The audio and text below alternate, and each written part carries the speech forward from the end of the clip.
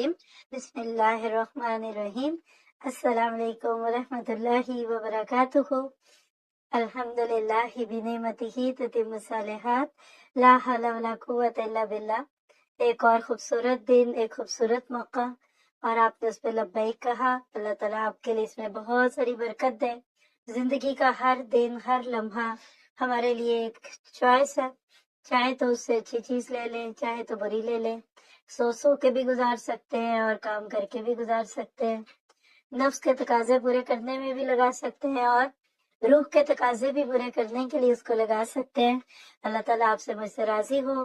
آئیے بڑے جوش کے ساتھ اور محبت کے ساتھ شروع کرتے ہیں محمد عربی، جس میں سے ہم دیکھیں گے کہ نبی صلی اللہ علیہ وسلم نے کن مراحل سے گزر کر اس اسلام کو ہمارے تک پہنچایا، اور آج ہم اس بنے بنائے اسلام کا کیا معاملہ کر رہے ہیں۔ شروع کروں گی۔ نحمدہ و نصلی علی رسولہ الکریم، اما بعد، اعوذ باللہ من الشیطان الرجیم، رب اشرح لی صدری ویسر لی امری واحلل عقدۃ من لسانی یفقہوا قولی، رب یسر ولا تعسر وتمم بالخیر۔ محمد عربی صلی اللہ علیہ وسلم۔ لاسٹ سیشن میں ہم نے دیکھا تھا بائیکاٹ، سوشل بائیکاٹ 3 سال تک وہ جاری رہا۔ کس طرح پیارے نبی نے اور آپ کے ساتھیوں نے تکلیفیں سہی، حتیٰ کہ صحابہ کو چمڑا یعنی کھال، لیدر ابال کر یا جلا کر کھانی پڑی۔ اور یہ وہ دن تھے کہ جس میں حضرت خدیجہ رضی اللہ تعالیٰ عنہ اور بیمار ہو گئی، بڑھاپا بھی تھا، تکلیفیں بھی تھی۔ اللہ تعالیٰ نے اپنی رحمت سے اپنا کام کر کے دکھایا، اور دیمک نے اس معاہدے کے ڈاکیومنٹ کو، اس پیپر کو چاٹ لیا، اور سوائے اس میں اللہ کے نام کے، جو کہ اس بات کی سچائی تھی، اس بات کی دلیل تھی کہ یہ محمد صلی اللہ علیہ وسلم اللہ کے رسول ہے۔ بسمک اللہم۔ اب یہاں تک نبوت کے 10 سال پورے ہو چکے ہیں۔ آپ کہہ لیجئے کہ سر سے نظر بندی کی بلا تو ٹل گئی، لیکن یہیں پر بس نہ تھا۔ یاد رکھیے، جو آپ کے مخالف ہوتے ہیں نا، وہ ہمت نہیں ہارتے، ان کے اندر اس چیز کا ایک عزم ہوتا ہے کہ آپ کو چین سے نہیں بیٹھنے دینا، چاہے ان کو اس سے کچھ ملے یا نہ ملے۔ تو جو بلائیں تھیں وہ بھی گھات میں تھیں، اور وہ اس سے بھی زیادہ سخت اور جان گسل تھی۔ زندگی میں کبھی ہم کسی مشکل میں آئے نا، تو یہ نہ کہا کرے اللہ اس سے نکال دے۔ یہ میں آپ سب کو ایک لیسن دے رہی ہوں، لکھ لیجئے، نوٹ کریے ان چیزوں کو، کیونکہ آپ یہ کہتے ہیں نا کہ اللہ اس سے نکال دے، تو نکال دیتا ہے، پتہ چلا اس سے بڑی میں پھنس گئے۔ یہ بالکل ایسے ہی ہے کہ 5x5 کے کسی روم میں کوئی بیٹھا ہوا تھا، بڑا تنگ محسوس کر رہا تھا اپنے آپ کو، ہائے جلدی اللہ نکالے، اس سے نکال دے، کمرہ بڑا چھوٹا ہے، گھر بڑا چھوٹا ہے، یہ لوگ نہیں اچھے، یہ میرے سسرال نہیں اچھے، کئی اینگل سے آپ اس کو لے لیجئے، رشتوں میں بھی لے لیجئے، جگہوں سے بھی لے لیجئے۔ اللہ کہتا اچھا بھائی فرشتوں جاؤ نکال دو اس کو، نکال کے نا تو اس کو 3x3 کے کسی روم میں ڈال دیتا ہے۔ پھر بندہ کہتا ہے ہائے وہی اچھا تھا، ہائے میں نے کیا کیا، میں نے تو اپنے پاؤں پہ خود کلہاڑی ماری۔ بعض دفعہ لوگ ایک ملک سے دوسرے ملک اور ایک جگہ سے دوسری جگہ بھی اسی تجربوں سے گزرتے ہیں۔ شادی ہوتی ہے، تھوڑے دن برداشت صبر کے ہوں، بعد میں سب ٹھیک ہی ہو جاتا ہے، ہر ایک چیز ایک ہی وقت میں آتا ہے۔ لو میرجز بھی نارمل لگنے لگ جاتی ہیں، اور جن کو ایک دوسرے کو نہیں بھی جان رہے ہوتے، موافقت نہیں ہوتی، وہ بھی بن جاتی ہے۔ تو ہمیشہ پوری دعا مانگے، یعنی آج کا اس کا جم کیا ہے، دعا مانگے تو پوری مانگے۔ اور پوری دعا کیا ہے کہ اللہ اس بلا کو بھی ٹال، اور آئندہ آنے والی بلاؤں سے بھی مجھے محفوظ رکھنا، اور میرے لیے اچھے معاملے کرنا۔ اور حق کا راستہ جو ہے نا، یہ کانٹوں سے بھرا ہوا راستہ ہے، ادھر سے ادھر سے، لَتُبْلَوُنَّكُمْ بِشَيْءٍ مِّنَ الْخَوْفِ وَالْجُوعِ وَنَقْصٍ مِّنَ الْأَمْوَالِ وَالْأَنفُسِ وَبَشِّرِ الصَّابِرِينَ۔ اللہ نے جس طرح اپنے رستے میں ایمان والوں کی مدد کا وعدہ کیا ہے نا، جو ہم خود مانتے ہیں، اور صورت حج میں بھی آتا ہے اور بھی بہت جگہ آتا ہے، ان اللہ یدافع عن الذین آمنوا، تو اسی طرح سے لکھ لیں حق کے راستے میں آزمائشوں کے آنے کا بھی وعدہ ہے۔ کیسے کہ آپ اگر پاکستان میں رہتے ہیں تو آپ کسی ہل اسٹیشن جائیں گے، مری جاتے ہیں، سماج جاتے ہیں، اور اوپر جاتے ہیں آپ کاغان جاتے ہیں، آپ اسکردو جاتے ہیں، جتنی اونچائی پہ جائیں گے اتنے اونچے پہاڑ آئیں گے، ٹیلے ٹبے روڈ یہ آئیں گی۔ تو زندگی میں نا یہ ایک اصول بنا لیں کہ جب کوئی مشکل آئے تو ذرا سا اس سے بڑی مشکل کو دیکھ لیں کہ چلو شکر ہے یہ تو نہیں آئی ہوئی۔ اب ہوا کیا کہ مکہ والے جو کہ آپ کے پیچھے تھے، وہ تو تھوڑی دیر کے لیے ٹلے، لیکن اللہ کی طرف سے آزمائش آ گئی، اور وہ کیا، وہ کچھ ہی دن گزرے تھے کہ ابو طالب بیمار ہو گئے اور حالت بہت نازک ہو گئی، یہاں تک کہ قریش کو ان کی موت کا اندیشہ ہونے لگا۔ چنانچہ انہوں نے طے کیا کہ ایک بار پھر ابو طالب کے پاس چلے اور ان سے کہیں کہ وہ زندگی ہی میں ہمارے اور محمد صلی اللہ علیہ وسلم کے درمیان کوئی فیصلہ کر دے، کیونکہ سرداری جو ہوتی ہے نا، وہاں یہ چیزیں بہت میٹر کرتی ہیں۔ جیسے آج بھی اللہ نہ کرے کوئی اچانک مر جائے تو اس کے جتنے ڈاکیومنٹ، بینک اکاؤنٹ اور اس کے نام کی انشورنس وغیرہ، وہ ساری ڈسٹرب ہوتی ہے نا اس کی ڈیتھ پہ۔ تو ان کو یہ خیال آیا کہ اگر یہ چلے گئے تو پھر پتہ نہیں کیا ہوگا، تو چلے کرتے، کیونکہ اگر موت کے بعد وہ ان کے بھتیجے یعنی محمد عربی صلی اللہ علیہ وسلم کو ستائیں گے تو اہل عرب ہار دلائیں گے، دیکھا دیکھا ابو طالب کی زندگی میں تو کچھ نہیں کیا اور اب یہ کہہ دیا کہ ان کی زندگی میں تو ہمت نہ ہوئی اور اب چچا چلے گئے تو یہ شیر بن گئے۔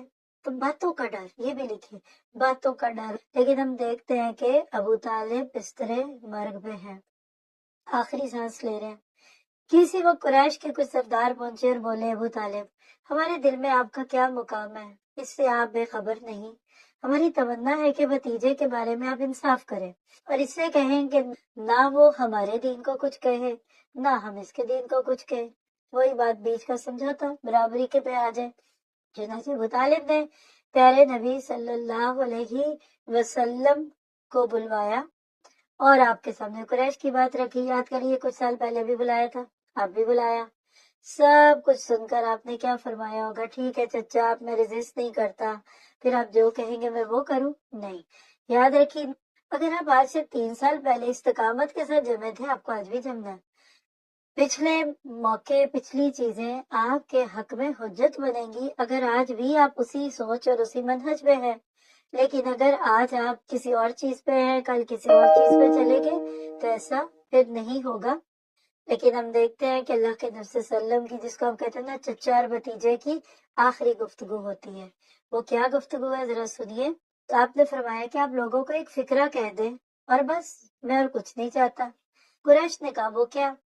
آپ نے فرمایا قولوا لا الہ الا اللہ، لا الہ الا اللہ کہہ دو۔ یہ سنتے ہی وہ غصے میں تلملا اٹھے اور آپس میں یہ کہتے ہوئے چل دیے کہ یہ شخص تو تمہاری بات ماننے کا نہیں ہے، اب اس کے ساتھ جو کچھ کرو، یعنی اب عذر مل گیا، کر لو۔ پھر آپ صلی اللہ علیہ وسلم نے اپنے چچا سے کہا، اب چچا اور بھتیجے کی یہ گفتگو سن لیں تو آپ کو بھی اپنے رشتہ داروں کے ساتھ دین کے معاملے میں کمپرومائزنگ ہونا ہے یا پھر وہی بات ہے الحب فی اللہ والبغض فی اللہ ملانا ہے۔ کیا بات ہوئی؟ آپ نے فرمایا کہ چچا آپ ایک فکرہ کہہ دیجئے تاکہ قیامت کے دن میں آپ کے حق میں گواہی دے سکوں۔ لیکن چچا کو جو جملہ کہا گیا وہ چچا کہہ دیتے اور وہ وہی تھا کہ لا الہ الا اللہ کہہ دیں، لیکن بیچ میں کیا آیا؟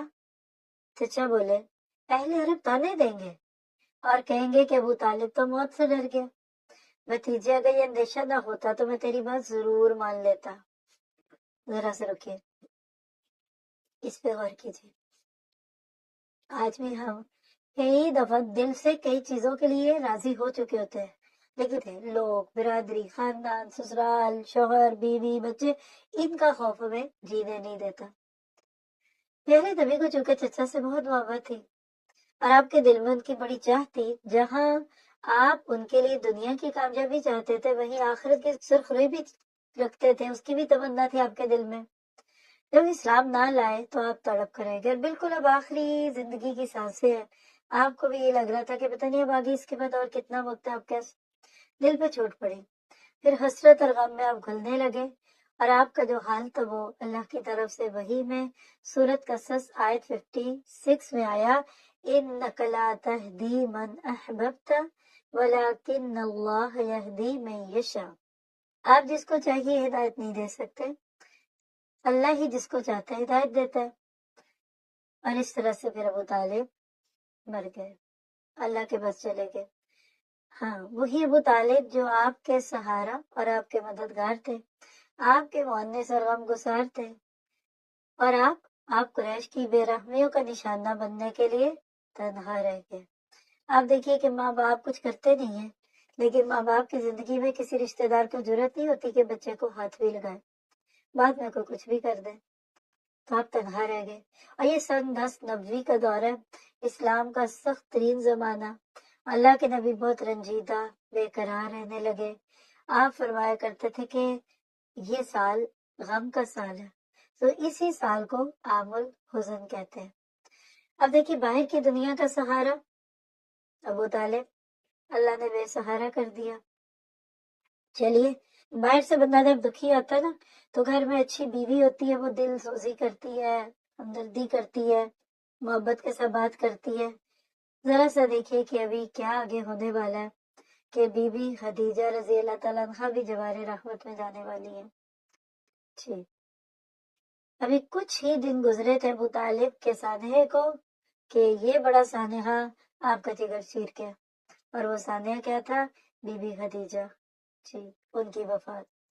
وہی خدیجہ جو آپ کی با وفا بیوی، آپ کے دکھ درد کی شریک، آپ کے زخموں پہ بٹیاں باندھنے والی، آپ کو تسلیاں اور دلاسے دینے والی، آپ کی نبوت کی پہلی گواہ، آپ کو اپنے چچا زاد ورقہ بن نوفل کے پاس لے جانے والی، پیار اور محبت کا دریا اور شفقت اور دلسوزی کا مجسمہ تھی.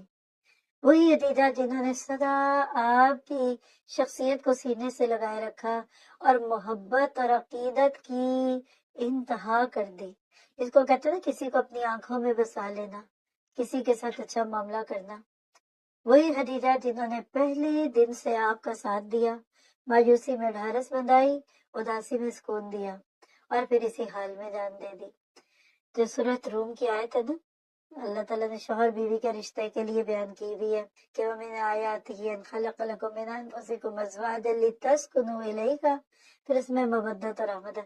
میں 26 آیت کو پڑھتی مجھے نہ جانے کہ بی بی خدیجہ یاد آتی ہے. عام طور پہ آج کے دور میں آپ دیکھیں کہ عورتیں ایکسپیکٹ کرتی ہیں کہ مرد ان کی ٹیک کیئر کریں، قوام ہونے کے ناطے کرنی بھی چاہیے. لیکن آپ دیکھیں گی کہ ہمارے دیسی کلچر میں عام طور پہ قوامیت سے زیادہ ایموشنل سپورٹ بھی عورتیں شوہروں سے چاہتی ہیں. مثال عید پہ جوڑا دلا دیں، پھول لے دیں، اب ادھر جائیں، پیسے کھانے، یعنی ہر طرح. مرد ہی بیچارے کافی کچھ کر رہے ہوتے ہیں نا ہر چیز میں. بہت کم مثالیں ایسی ہوں گی کہ جہاں اللہ کسی عورت کو مرد کے لیے ان ساری چیزوں کے لیے چن لے. اور وہ بی بی خدیجہ ان میں سے تھی، ون آف خدیجہ تھی. سب سے پہلے جو رب پر ایمان لائیں آپ کو تنہا چھوڑ گئی. اور بی بی خدیجہ وہ تھی جن کو رب نے خود سلام بھیجا، جنت میں موتیوں کے محل کی خبریں سنائی. بڑی پیاری حدیث ہے، آپ نے کئی دفعہ سنی ہوگی کہ جب حضرت خدیجہ رضی اللہ تعالیٰ عنہا آپ کے لیے غار حرا میں کھانا لے کر آتی تھی تو دور سے جبرائیل کہتے تھے وہ خدیجہ آ رہی ہیں. ان کو جنت میں ایک پرسکون محل کی خوشخبری اللہ نے دی ہے. خدیجہ کو اللہ نے خود سلام بھیجا. آپ دیکھیے کہ شوہروں کی خدمت کرنا کبھی ضائع نہیں جائے گا. اگر آپ کے شوہر نیک ہے، اللہ سے ڈرتے ہیں اور ان کے ساتھ اندر بہت دنیا داری نہیں بھی ہے نا، تو اللہ کی رضا کے لیے ان کے ساتھ اچھا معاملہ کیا کرے. ان کو فرق پڑتا ہے کہ نہیں، ان کو پرواہ ہے کہ نہیں، وہ کوئی تعریف کرتے ہیں کہ نہیں، نہ سے کوئی بڑی بات نہیں. لیکن آپ اللہ کے لیے کیا کریں، انشاءاللہ فائدہ ہوگا. بس آپ کہہ لیں کہ ایک طرف ابو طالب اور ایک طرف خدیجہ، یہ دو موتیں تھیں.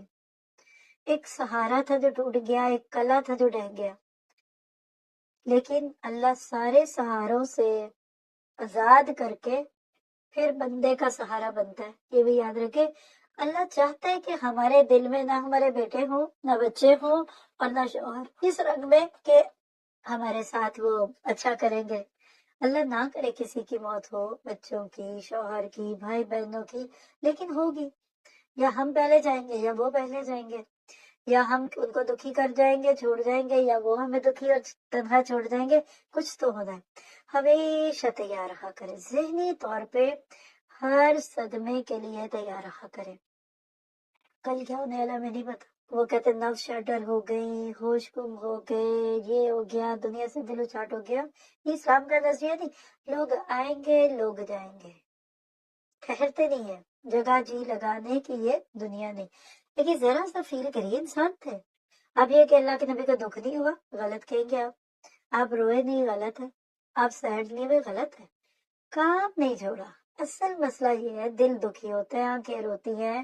آپ انبیاء کرام کا اگر ہیومن لیول پڑھے تو آپ حیران ہوں گے کہ اللہ کے نبی خاص پہ ہم جب اخلاق حسنہ کے واقعات سن رہے ہیں ساتھ ساتھ، تو اس میں آپ کو نبی کا انسان ہونا دکھ رہا ہے نا۔ کبھی بچوں سے پیار، کبھی بیویوں کی توجہ، کبھی ساتھیوں کے ساتھ لاڈ ہو رہے ہیں، تو آپ اس سے نکل نہیں سکتے۔ دیندار ہونے کا مطلب یہ نہیں ہے کہ بندہ پتھر دل ہو جائے، ہمیں نہیں کوئی کسی کا غم، کہ ہمیں کوئی خوشی نہیں۔ آپ کوئی بڑی خوشی خوشی آپ کو دعوت دینے آیا، آئیے میرے بچے کی شادی، نہیں جی ہم نہیں جاتے شادیوں میں، نہیں آپ ان سے بات کیجئے کیا ہو رہا ہے، کیسی ہو رہی ہے، ہم ضرور آئیں گے۔ اچھا اگر کوئی ایسی چیز ہے تو اس کو نکال دیں، خوشی میں خوش ہوں، غم میں غم ہو، بیمار ہو تو عادت کریں، دعوت کریں تو مان لیجئے، اگر وہ بیمار ہو تو آپ اس کی عادت کریں۔ مسلمان کے مسلمان پہ 6 حق ہے۔ تو یعنی اللہ کے نبیوں کا یہ مشن ہوتا ہے کہ وہ انسانوں کو ایک طرف اللہ سے جوڑ رہے ہوتے ہیں اور دوسری طرف اس دین کو پھیلا رہے ہوتے ہیں۔ اب کیا ہوا، کام چلتا رہا، بندوں کے جانے سے کچھ نہیں ہوتا، نور اسلام اب مکہ سے باہر پھیلنے لگا۔ اب یہ ناممکن تھا کہ مشرکوں کی پھوکوں سے یہ چراغ گل ہو جاتا، چاہے وہ کم ہو یا زیادہ، کمزور ہو یا زوراور، یہ اللہ کا فیصلہ تھا۔ چاہے کافر اس سے جزبز ہوں، ان کو غصہ آئے۔ سورۃ صف کے آیت 8 میں اللہ تعالیٰ نے کیا فرمایا، واللہ متم نورہ ولو کرہ الکافرون، اللہ اپنے نور کو پورا کرنے والا، چاہے یہ بات کافروں کو بری ہی لگے۔ اب اتنی باتوں کو اگر آپ سامنے رکھیں تو اس چیز کا یقین رکھیے، اگر اللہ نے آپ سے کوئی کام لینا ہے نا تو وہ لے لے گا۔ حالات واقعات کچھ بھی ہوں، کیسے بھی ہوں، زیادہ فرق نہیں پڑتا۔ اور یہاں یہ بھی نوٹ کیجیے گا کہ حضرت خدیجہ رضی اللہ تعالیٰ عنہا کی جو وفات تھی نا، یہ رمضان میں ہوئی تھی، 17 رمضان تھی۔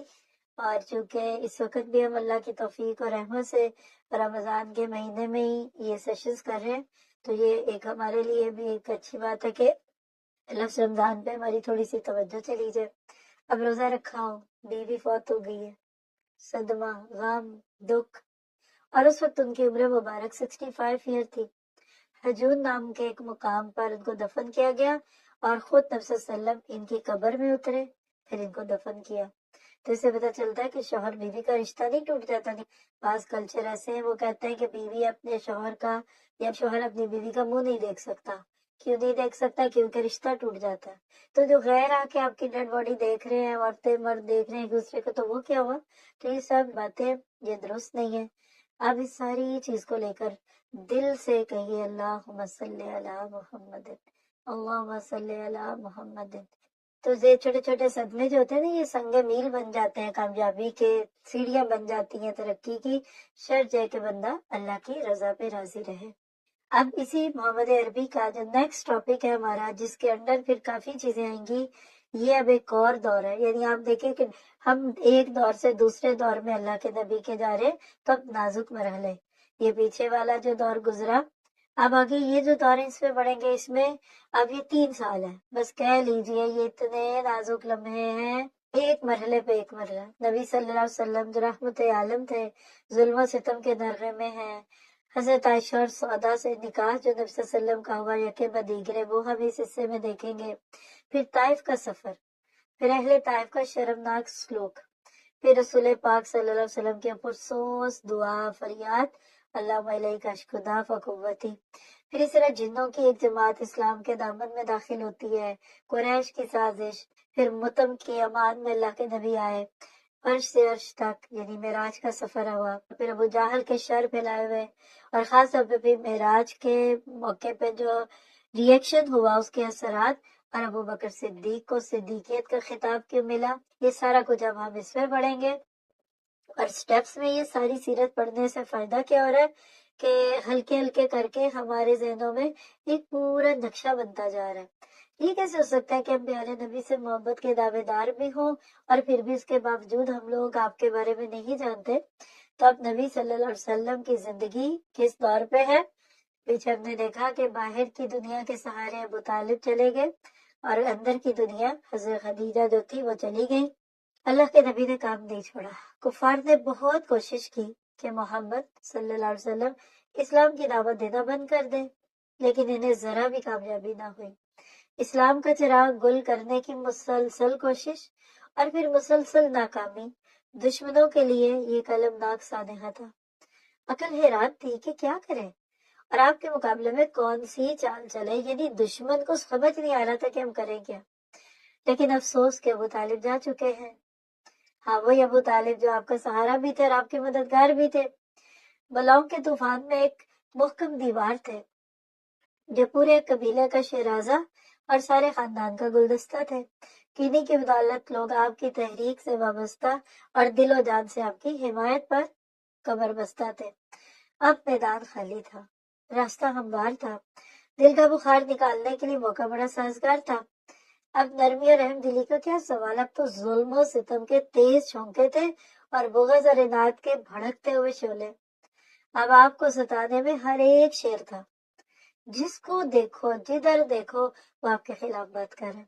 جیسے آگ لگ جاتی ہے نا تو پھر چنگاریاں بھی اور بڑے بڑے شعلے بھی ایک ہی برابر ہو جاتے ہیں، اور ذرا بھر بھی رعایت سے کام لینے کو کوئی تیار نہیں تھا۔ انتہا یہ کہ ایک روز آپ کعبہ میں نماز پڑھ رہے تھے کہ ایک بدبخت کو شرارت سوجی اور اس نے آپ پر بکری کی اوجھری لا کے ڈال دی۔ بڑا سوج، اب آپ سوچیے، بلکہ بکری کی اور بعض جگہ تھا کہ اٹھنے کی، اتنی بھاری۔ رحمت عالم کی طرف سے اس بدتمیزی کا کیا جواب تھا؟ آپ کو کیا ایکسپیکٹ کیا ہوگا؟ کیا اس ظالم کو برا بھلا کہا؟ کیا اس کو کوئی بد دعا دی؟ نہیں، صرف اتنا کہا، آلے مناف پڑوسی کے ساتھ کیسا سلوک ہے یہ؟ جی، اللہ اکبر، سبحان اللہ، یہ پڑوسیوں کے ساتھ ایسا معاملہ کرتے ہیں۔ ایک دفعہ کہیں جا رہے تھے، کسی بدبخت نے سر مبارک پر خاک ڈال دی، آپ اسی حال میں گھر آئے۔ بیٹی فاطمہ نے دیکھا تو دوڑ کر پانی لائی اور سر کو دھونے لگی۔ وہ پانی گرا رہی تھی اور اس میں گرم گرم آنسو بھی مل رہے تھے ننھی ننھی فاطمہ کے۔ باپ کی مظلومین کا جگر چیر رہی تھی اور قریش کی بدسلوکی دل کو تڑپا رہی تھی، اور آپ صلی اللہ علیہ وسلم ان کو تسلی دے رہے تھے کہ بیٹی رو نہیں، اللہ تمہارے باپ کی مدد ضرور کرے گا۔ آپ ذرا سوچیے، بی بی فاطمہ بچپن سے اتنی میچور کیوں ہو گئی؟ یہ بھی نوٹ کر لیجیے گا کہ بعض بچے بچپن سے ہی جب ایسے مختلف مراحل سے گزرتے ہیں جس میں تکلیفیں ہوں تو آپ دیکھیں گے کہ وہ وقت سے بڑے ہو جاتے ہیں، سمجھ بوجھ آ جاتی ہے۔ اللہ اکبر۔ اور ابو لہب کیا کر رہا تھا؟ ابو طالب کی جب وفات ہوئی تو کچھ دن تو وہ خاموش رہا، اور پھر پہلے سے بھی زیادہ بے دردی سے ستانے لگا۔ اس نے اور اس کی بیوی نے تو اتنا تنگ کیا کہ اللہ کی بنا ناک میں دم کر دیا، اور ہمسایہ بھی تھا، چچا بھی تھا، لیکن سب سے زیادہ بغض رکھتا تھا آپ سے۔ اور ابو جہل کا کیا انداز رہا، وہ تو دن رات گھات میں رہتا، کبھی وہ بادشاہوں کو پیچھے لگا دیتا، وہ خوب ستاتے، کبھی گنڈوں کو اشارہ کر دیتا، وہ اپنی بدتمیزیوں کا مظاہرہ کرتے، یعنی کچھ نہ کچھ وہ کر ہی رہا ہوتا۔ آپ جب نماز پڑھتے یا طواف کا ارادہ کرتے تو وہ آپ کو مارنا چاہتا، اور وہ تو اور کچھ نہیں تو آپ کے قتل کی اسکیمیں سوچتا رہتا۔ حضرت ابوبکر صدیق اس کو روکتے اور ان کی حرکتوں پر بیزاری اور نفرت کا اظہار کرتے، اور بہت ہی حسرت کے ساتھ کہتے ہیں، کیا کسی شخص کو محض اس بات پہ قتل کر دو گے کہ وہ کہتا ہے کہ میرا رب اللہ ہے، حالانکہ وہ اللہ تعالیٰ کے پاس سے واضح نشانیاں لے کر آیا۔ نتیجہ کیا ہوتا؟ ابو بکر صدیق بھی ان کی زیادتیوں سے نہ بچتے، ان کی اذیتوں سے نہ بچتے، سب چاروں طرف سے ٹوٹ پڑتے اور بے تحاشا مارتے کہ آئندہ ہونٹ ہلانے کی بھی جرت نہ کرے، اور وہ اپنی ناپاک حرکتوں کو پوری آزادی سے انجام دے سکے۔ مگر ابو بکر کب ماننے والے تھے اور حق والے نہیں مانتے، وہ جانتے مجھ سے اپنی جان خطرے میں ڈال دیتے، کیونکہ ان کو اپنی جان سے زیادہ آپ کی جان پیاری تھی۔ پھر ماننے کا سوال بھی کیا تھا؟ دوست کے لیے ہر چوٹ ان کے لیے آرام میں جان اور باعث تسکین و اطمینان تھی، یعنی نبی صلی اللہ علیہ وسلم کا سکون، آپ مطمئن رہے۔ ابو بکر کی تو خواہش ہی یہ تھی، لوگوں کی پرواہ نہیں ہوتی، جسے آپ کو محبت ہوتی ہے آپ تو اس کو سکون دینا چاہ رہے ہوتے ہیں۔ اور خود آپ کا حال کیا تھا؟ بہت درد اور حسرت کے ساتھ بار بار فرماتے، اللہ کی قسم جب تک ابو طالب زندہ رہے قریش نے مجھ کو کبھی نہ ستایا۔ اور ابو طالب کے ایمان نہ لانے کے بیچ میں ایک یہ بھی حکمت تھی کہ اللہ کے نبی کو ڈھارس ملتی رہی، کیونکہ وہ چچا ہونے کے ناطے خاندان بھی تھے، اس لیے پھر ان کو اللہ کے نبی کو وہ کچھ نہ کہہ سکے۔ تو ان ساری باتوں کو سامنے رکھ کر سوچئے کہ یہ سارا کچھ کیا ہوگا، کس طریقے سے یہ ساری چیزیں ہمارے سامنے آتی ہیں۔ انشاءاللہ نیکسٹ سیشن میں ہم اللہ کے نبی کا بی بی خدیجہ کے بعد کیا پھر معاملہ ہوا اس کو دیکھیں گے. سبحانک اللہم و بحمدک اشہد ان لا الہ الا انت استغفرک و اتوب الیک. السلام علیکم و رحمۃ اللہ وبرکاتہ.